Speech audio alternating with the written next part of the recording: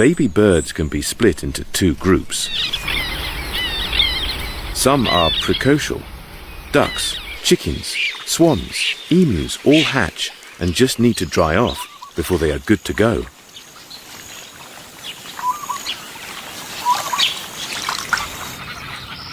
They need their parents' care, but right from the start, they can walk and look for food.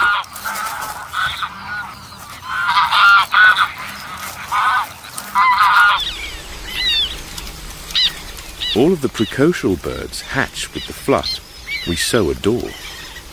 But many birds, including all songbirds, are considered altricial. And let's not beat around the bush, they are not pretty. These babies are bald and nest-bound, unable to walk and dependent on their parents to bring all of their food.